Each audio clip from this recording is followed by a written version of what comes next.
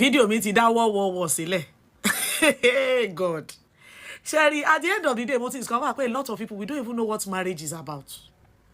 A lot of people don't know what marriage is about. And because they don't know what marriage is about, a lot of women, they tend to overcompensate. Emma overcompensate. Marriage ò kì í ṣe reward tí ọkùnrin ń fún obìnrin. Marriage is partnership. Come, let us do life together. Let us create a family. The man is not doing you a favor.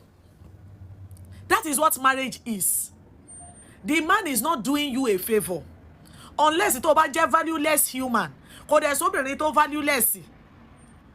Kò sí obìnrin tó valueless. But if you carry yourself as if you do not have any value, lo fi máa ní room. How can you tell me pé ní ṣiṣẹ́ ilé kí ni sì tẹ́ fi wá lọ lé ọkọ? Ṣé nítorí pé ìríṣẹ́ ilé ṣe lè daddy yín lè ṣe lọ lé ọkọ ni?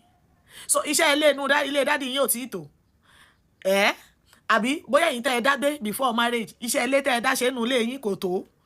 Tó bá jẹ́ iṣẹ́ ilé lẹ fẹ́ ṣe ni ẹ lọ sílé daddy yín kẹ́ lọ máa bá àwọn tún compound ṣe. Kẹ́ máa dáná. Wàhálà má ti dé. What exactly is going on? Ta ló fẹ́ máa ṣe orientation fáwọn girls ìwà báyìí on what marriage truly is.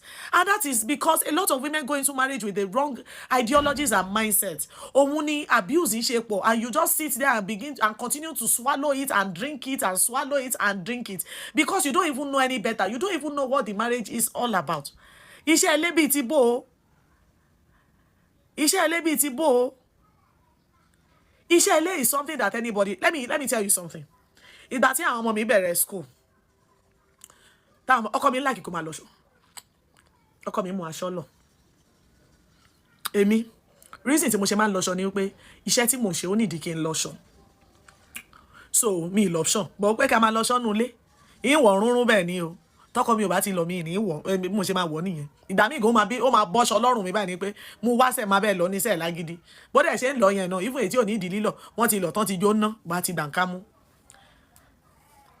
Tí ma sọ fún yín pé ọjọ́ tí n bá lọ aṣọ, bóyá mo bá àwọn ọmọ mi lọ uniform, bóyá iná ò sí nígbà tí daddy wọn wà lé ni, bóyá àní enough for a while.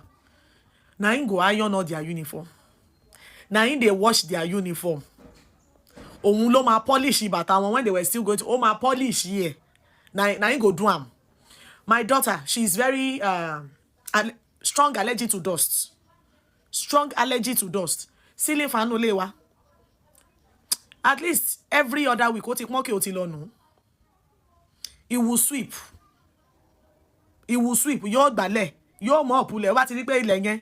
He dey there. He go do am.